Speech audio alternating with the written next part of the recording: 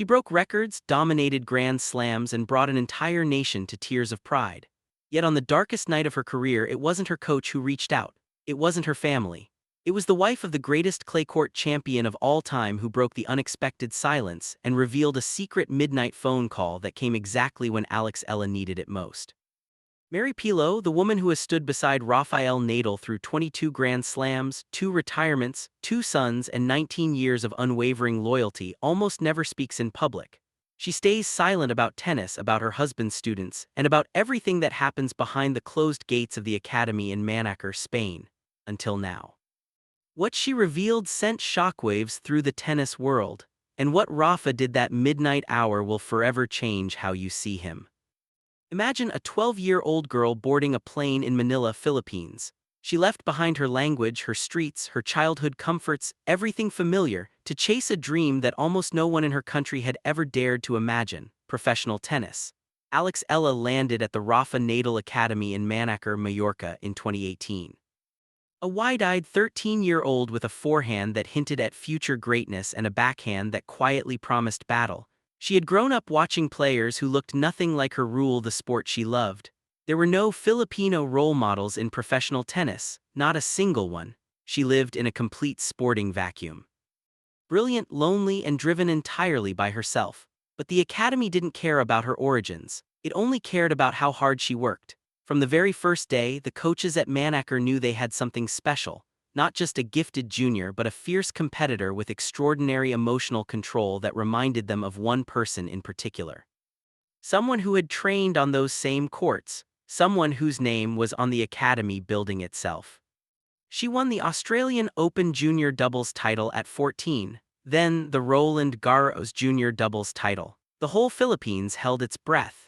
Then came the U.S. Open Junior Singles crown in 2022, the first Filipina in history to achieve it. At just 17 years old, she had already done what generations of players from her nation had never managed. Rafael Nadal watched from afar. He was still competing at the time, fighting injuries, fighting time, fighting the harsh reality of a career nearing its end. But he noticed. His academy staff noticed. Her coach, Joan Bosch, noticed it most clearly. This young woman wasn't just talented, she was built for pressure. Yet the professional tour proved to be an entirely different monster. Between 2023 and 2024, Eala entered the qualifying rounds of Roland Garros, Wimbledon, and the US Open. Each time she fell in the very first round of qualifying, not the main draw, not the second round, but the opening match before the real tournament even started. 3 straight Grand Slam qualifying defeats. Meanwhile, her contemporary Mura Andreeva, the same player Eala had crushed 6-4, 6-0 in the 2022 US Open Junior quarterfinals, was already making waves. Eala watched from the outside, ranked around 140th in the world, carrying nothing but promise and pain. Those losses didn't just hurt, they piled up. They whispered the most dangerous question any athlete can hear: what if I'm not good enough? What nobody knew, not even her closest followers, was that the hardest night was still ahead. And when it arrived, it came wrapped in silence, darkness, and a phone screen glowing at midnight. But before we reach that moment, you need to know the woman who made that call possible: Maria Francisca Perello. The world knows her as Mary. The tennis world barely knows her name, and that is completely deliberate. She met Rafael Nadal at 17 through his sister in their hometown of Manaker, the same sun-drenched Mallorcan town where the academy now stands. She watched him win his first French Open. She watched him conquer Wimbledon. She watched him cry at the Australian Open. She watched him lose, rise again, lose again, and return stronger. For 19 years, she stood beside the greatest competitor tennis has ever seen, and she said almost nothing publicly about any of it. While other players' partners became celebrities, launched brands, and built public profiles, Mary chose the opposite path. She earned a business management degree at the University of the Balearic Islands and completed graduate studies at ESADE in Barcelona. She ran the charitable arm of the Rafa Nadal Foundation. She raised her first son, Rafa Jr., born in October 2022, far from the spotlight. In August 2025, she welcomed her second son, Miguel, named after her late father who passed away in April 2023. The world only learned about the birthdays later. This is a woman who protects her privacy like a fortress. She understands that silence can be a form of strength. She watched her husband carry the immense pressure of being the best in the world for 2 decades and learned firsthand what it truly costs to bear that weight alone. So when Mery Perelló spoke publicly about Alex Eala, even in her careful, indirect way, the entire tennis community froze, because Mery does not talk about players. She does not insert herself into tennis stories. She does not comment on her husband's proteges or the young athletes training at their academy unless something touches her so deeply that silence is no longer possible. In a rare open moment at a foundation event in Mallorca, captured by a Spanish journalist and quickly shared across social media, Mery was asked about the Academy's most celebrated graduate, about Alex Eala's remarkable 2025 season, and about what it meant to the Academy family. She paused, not the pause of someone crafting a safe answer, but the pause of someone deciding whether to share something deeply real. Rafa cares about her in a way that goes beyond tennis, she said. When she struggles, he feels it. After her worst loss, he could not sleep, he called her. I was there, I heard the conversation. The room fell silent. Nobody had known about that call, not Alex's team, not the Philippine media, not the fans who had followed every match, every ranking, every historic milestone. A midnight call from Rafael Nadal after her most painful defeat. So what was that loss, and why did it affect even him so deeply? To understand why that midnight call broke through every wall Eala had built around her emotions, you must understand what the 2025 Eastbourne Open final truly meant. By the time Eala reached Eastbourne, her season had already rewritten Philippine sports history. Her run to the Miami Open semifinals as a wildcard ranked 140th in the world had produced one of the most stunning sequences in women's tennis in years. She defeated Jelena Ostapenko. She dismantled Madison Keys, the Australian Open champion, 6-4, 6-2. Then, in a performance that sent ripples across the sport, she beat former world number 1 Iga Swiatek 6-2, 7-5, breaking her serve 8 times in 2 sets. Tony Nadal, Rafa's uncle and longtime coach, had flown to Miami just to watch her. When Eala left that court, she was no longer just a promising junior, she had become a force. But unchecked forces can stretch too far. By the time the grass court season began, Eala carried something heavier than confidence, expectation. A nation's expectation. The weight of being called the future of women's tennis in every article, every broadcast, every caption. The Eastbourne final against a top 10 player turned into a brutal lesson in how expectation can crush even the strongest minds. She lost the first set closely, then the second, then the match. The runner-up finish, objectively a historic result for any Filipina, felt in the locker room like something far worse than defeat. It felt like a door slamming shut on a moment that would never come again. She had been just 2 sets away from her first WTA title on European grass. 2 sets away from proving Miami was not a fluke, but a pattern. People at the venue praised her composure during the handshake. She smiled. She congratulated her opponent. She answered questions with the calm clarity of someone twice her age, but those who truly knew her saw the deep stillness of someone who had gone somewhere very quiet inside. She returned to her hotel room. Congratulatory messages arrived from Philippine journalists. Her coach reviewed the tactics. The academy posted support. The ranking points pushed her closer to the top 50, none of it eased the weight she carried. Then sometime past midnight in Eastbourne, England, her phone lit up. A Spanish number, a name she first knew as a starry-eyed teenager who once chased him through a Madrid airport begging for a photo. It was Rafa, not a text, not a voice message, a call.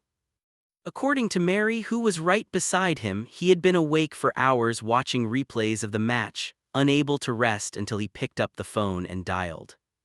What did he say, and why did it make Mery cry? Mery Perelló did not share every word of that conversation. That was never meant for the public. But what she did reveal in careful pieces painted a picture the tennis world is still trying to fully understand. He told her what no one else was telling her. Mery said everyone around her kept saying, "You did great, runner-up is amazing, you should be proud." Rafa said something different. What Rafa said wasn't comfort or consolation, it was recognition. He told Eala that the pain she was feeling was not weakness, it was proof. Proof that she wanted it badly enough to hurt. Proof that she was not someone who would settle for reaching a WTA final and feel satisfied with a participation ribbon. And then came the part that exploded across tennis social media. He told her that after his own first French Open loss, he could not eat. He sat in his hotel room staring at the wall for 3 hours. That pain, he said, became the foundation for everything that followed. Mary, sitting next to him during the call, admitted she started crying not from sadness but from recognition. She had seen that version of Rafa before, the one who sat with pain instead of escaping it, the one who turned devastation into strength. I realized, she said, that he was giving her the one thing that made him who he is. He was giving her himself. When fragments of the story reached the Philippines, the media erupted. Fan pages posted the quotes in 37 different languages in a single news cycle. Within 48 hours, #Rafa and Alex was trending in the Philippines, Spain, and even Japan. Commentators debated whether this was inappropriate mentorship or one of the most touching sporting moments of the year. But one detail stood out clearly. When Alex was later asked about that night in Eastbourne during a press conference, she paused with her familiar calm and said, "Someone reminded me why I play. I don't think I'll ever forget that." She never mentioned his name, she didn't need to. Everyone already knew she was talking about Rafael Nadal. The academy in Manaker had not only given Alex Eala better footwork and sharper technique, it had given her something far more rare: perspective. The living philosophy of a champion who had stood at the same edge of doubt, pressure, and expectation and still chose to step forward. Suddenly, the question around Eala changed. It was no longer whether she could win at the highest level. It became, how far can she go with this mindset? The answer came quickly.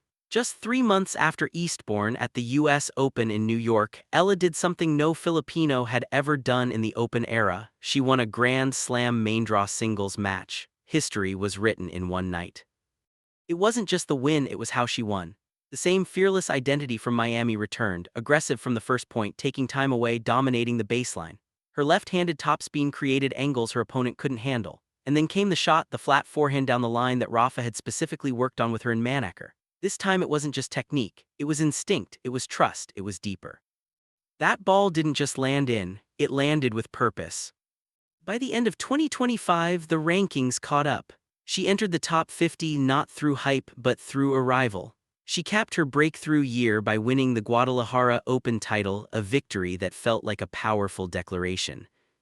Then came a simple post that stopped the world mid-scroll. "My dreams have come true. Everything that happened this season is a love letter to my family, friends, team, everyone who supported me, and of course to little Alex." That last line carried heavy meaning. Little Alex was the 12-year-old girl from Manila who packed her life into a suitcase and left home chasing a dream with no map and no guarantee. No Filipino had ever stood where she now stood. By March 2026, she had reached world number 29, the highest-ranked Filipino player in WTA history. But numbers never tell the full story. Behind every milestone was something constant: the academy in Manaker and the man who built it. Rafael Nadal didn't just watch her rise. During the off-season, he stepped back onto the court specifically to train with her.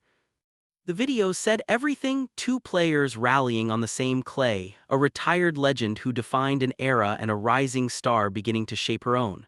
A decade apart in experience, connected by the same surface, the same discipline, the same obsession.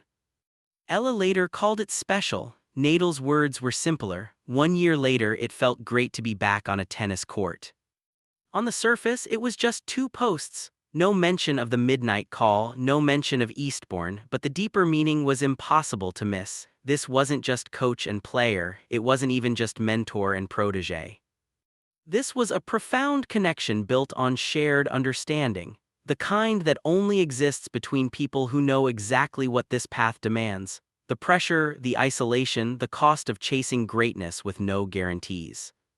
They both knew it. They had both stood at that edge and chosen again and again to step forward anyway. That is the difference: not talent, not opportunity, the willingness to keep paying the price without certainty. That is what separates champions. And long before the world understood it, Mary already did.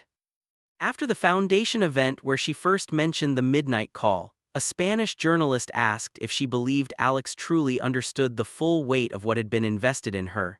Not just the facilities and coaching, but the personal belief, the time, the attention, and the call that didn't have to be made. Mary didn't answer right away. She let the question settle. Then she said, "I think she is beginning to understand." She paused again. When you are young and winning, you think people believe in you because of what you are doing. It takes time to realize they believed in you before you did anything. Another pause. Rafael Nadal believed in Alex before Miami, before the US Open, before any of it. Then came the line that changed everything. That's the only belief that matters. Those words spread like wildfire into voice notes between Filipino fans, into comment sections, into conversations about mentorship, legacy, and what happens when sport stops being purely transactional. Because beneath the rankings, trophies, and highlights, this story was never just about results. It was about belief that arrives before proof, about being seen before being validated, about someone deciding without evidence or guarantees that a young player's future was worth investing in anyway. That changes everything.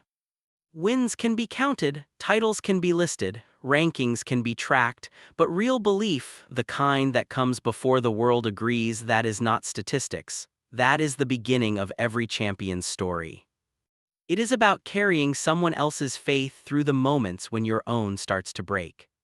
It is about a retired champion with two young sons, 19 years of partnership, 22 Grand Slam titles, and a name on the academy walls, who could not sleep after watching a 20-year-old from the Philippines lose a final in England. Not because losses are rare, but because he remembered exactly what that feeling does to a young athlete, and he refused to let her face it alone. And then there is Mery, a woman who spent 2 decades standing quietly beside greatness, not in the spotlight, but in the spaces where careers are truly built. She understood better than anyone what that midnight call cost her husband, the vulnerability, the instinct, the humanity it revealed, and she chose to share it with the world anyway.